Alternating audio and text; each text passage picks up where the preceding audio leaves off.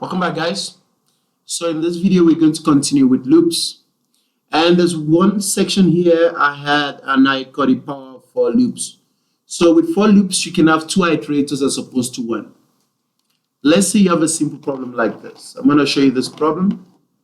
Let's say you have a simple problem like this. It says write a C# program to display 1 to 10 and -1 to -10 using a single for loop. There are many ways you could do it. You could display 1 to 10 and use 10 to say -1 every time, minus I, whatever logic you work out. But another interesting way you can do that is just to have two iterators. So instead of having one iterator, you can have two before your semicolon. Okay, you see it there. I can have I is 1.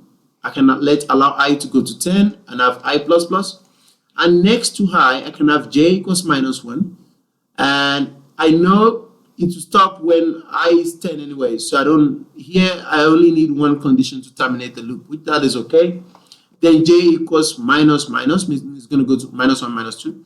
And I display I next to j. And if I run this program, I'm going to get what I want. You can see I is 1 to 10 and j is alongside 1 to -10. When can you find this very useful? Sometimes you have more than one iterator for whatever reason. And instead of having loops and necessarily loops and very clumsy programs, you can have this kind of for loop where you can manipulate things. So other things you can do in the loop at that time, you can also display the sum of the two iterators at the same time. So I can say I plus j, and I can make that sum here equals, and I can call it 3 or 2. Yeah, you understand? You understand formatters. So what I'm saying is position 0 should be this one, position 1 should be j, and position 2 should be I plus j. All right. In this case, you're gonna get maybe 0 through. Of course, you know why? Because when I is that, j is the same thing, and you're subtracting both from one another. Sometimes your iterator I may be going at a different frequency. Let's say it's going from 2 and it's stepping by 2. I plus equals 2. So you're expecting 2, 4, 6, 8. And let's say you want to check if it's less than or equal to 20 when it's stop at 20. For my j, we're still expecting the same thing because from 2 to 20, step 2 is 10 iterations. And in 10 iterations, if you're going from -1 to, you're going to get to -10 too.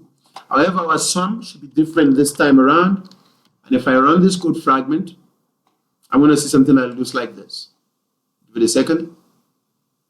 When something like this, so I is going from 2 to 20, even numbers. J is going from that, and when you subtract the 2, or you add the 2 together, you're going to get some looking like that. So there are different times you may want to do that, and the example I have for your practice here, please trace this example.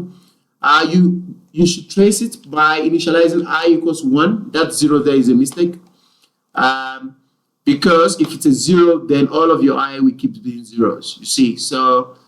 There's no incrementation for I. Why? Because I will be 0 here times 2 will be 0. So make it 1. And when you make it 1, you should get this output here. So please try that one out. If you have questions, talk to your tutors. Continued. So sometimes you have a problem that looks like this. All right. So I'm going to remove this problem. I'll just comment it out. And I'll create more space here. And I'm going to copy a simple problem here. So this problem says, write a program that calculates 1 divided by I for the values of I from -5 to 5. So sometimes for whatever reason, and we have this in Python too, you have a for loop that's going from 1 to 10, but at some intervals you want it to skip. Maybe you want to check if a number is divisible by 2, you want to either skip the number.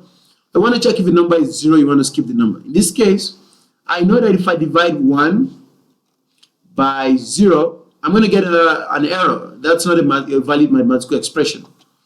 So I'll still go from -5 to 5, but when I see a 0, I want to skip. And how would that kind of code look like? Let's trace it together. I have it here.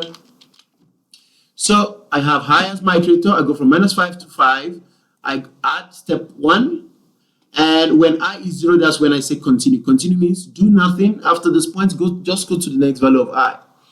Then if I is not 0 here, that's the only time this can be executed. And what I'm doing again, I'm doing 1 over I. But because if I divide integer by integer, I'm going to get a truncated value. I explained to you in the previous videos.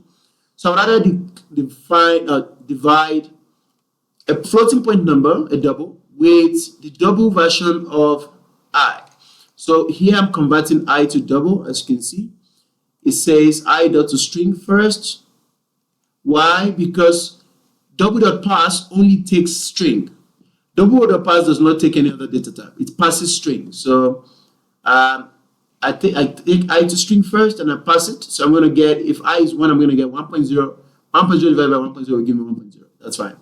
So then one thing I've added here is to convert whatever the result is to decimal place of 2. All right.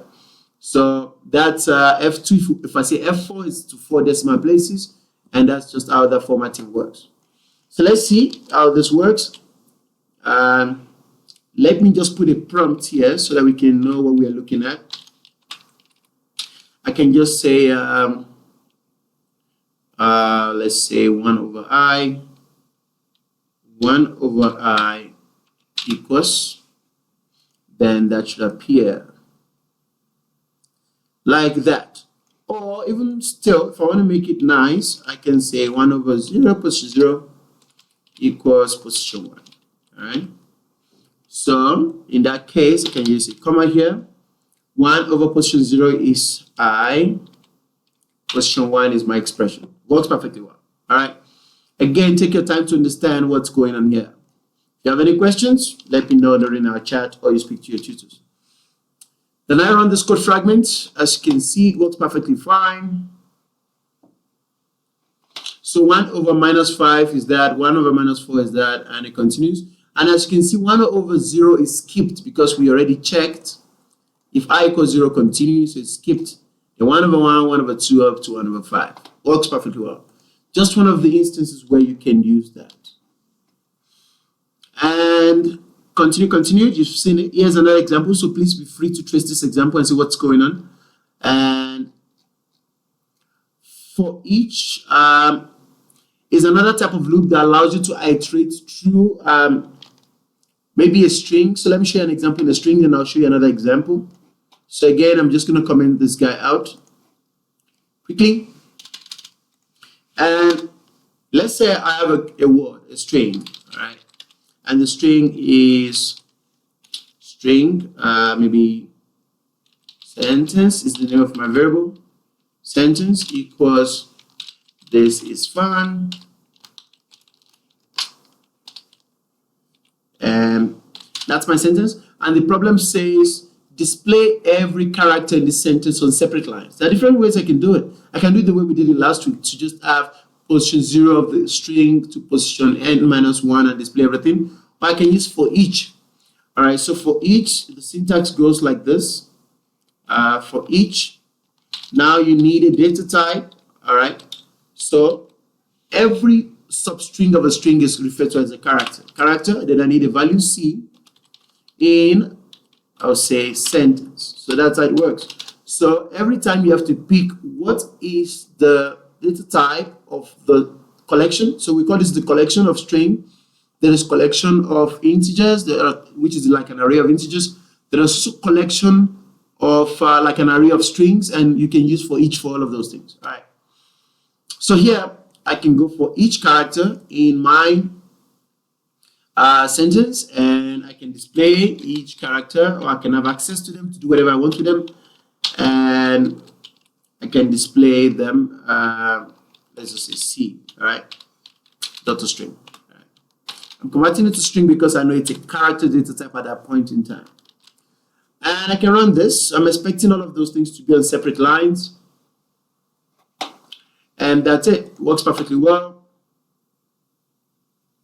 This is fun. Works perfectly well. If I want them on the same line, I just want to separate them by hyphen. I can just use right here, and I can say whatever C is.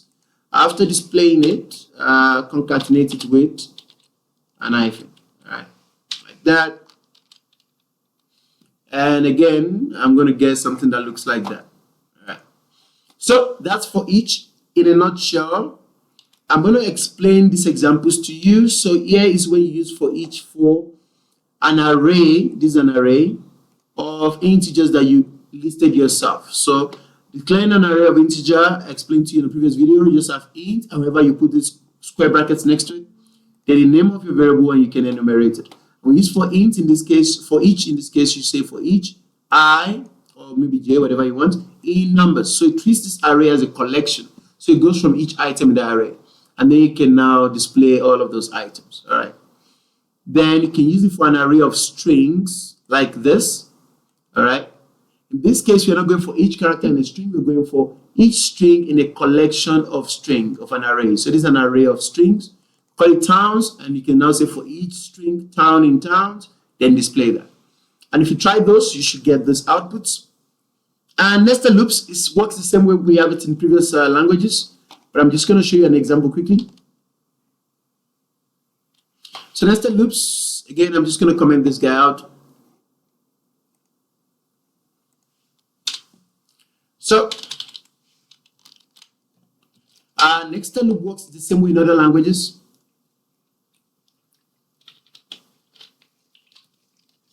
Which is basically, you have a loop and you have another loop on the inside. So I'll use I as my first loop, int I equals 1. All right. I would say is less than or equal to, let's say, 4. And I'll say I plus plus. That's my first loop. Then I can have another loop inside this loop. I'll just copy this guy and paste it, but I'll change the iterator to j. J is less than that, and j plus plus. So when I display I and j, for each value of I,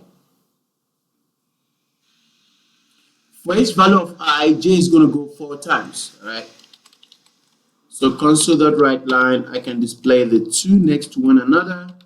I can say 0 and position 1, and I can display I and j. So I'm expecting 1, 1, 1, 2, 1, 3, 1, 4, then before it moves to 2, and we've seen this in Python, so it shouldn't be a problem. And that's it. Give it a second. All right, so 1, 1, 1, 2, 1, 2. So when I is 1, j goes 4 times. When I is 2, j goes first time, and that's nested loop. You can have nested loops to the depth of 3 or 4, and that's what we have in this example. So you have your for loop, you have another for loop. You can also have a while loop in the for loop and an if statement in the for loop. That's all called nesting. However, nested loop is used to refer to specific circumstances where what you have inside is just another loop. So, printing out the right triangle, ignore this code fragment. This is not the code for this problem. But then I want to show you the output. Then I'll write the code for you right now. So that's the output. So 1 to 7. So how do we make this kind of thing happen? All right. So I want I to go, let's say, from 1 to 7. And I want j to go from 1 to I. Each time I can then display using a write, and I can display just I. All right. We're going to see what's happening now. And when this loop is done, I can use right link to create an empty line. So let's see what happens. I is 1. At first, I comes here. J equals 1 to 1. So it's only 1. So display, okay, let me display J. All right, display J. 1 to 7. Let's see. Give it a second, quickly. Yeah, I think that's it. All right. So every time the goal is to display. So what is happening here? I'm trying to display triangle 1, then 1, 2, then 1, 2, 3, then 1, 2, 3, 4. So I'm going to be displaying this internal loop, but I want it to depend on this external one. This external one is only going from 1 to 7. So when it's 7, I'm going to get here, I'm going to get 1, 2, 3, 4, 5, 6, 7 on the same line. But when it's 1, I'm going to get here only 1. When it's 2, I'm going to get 1, 2. So this inner loop is to display a line, and this outer loop allows me to put an empty line anytime I changes from 1 to 7. So again, this is an example of displaying a right angle triangle. You can get a formation like this, and you have to use a nested loop structure to display that. It should be pretty straightforward. So in the next video, I'll explain this problem to you. It's called the lucky numbers problem. It's pretty straightforward. But then the video, we don't want it to be too long. So in the next video, we're going to discuss that. See you on the other side.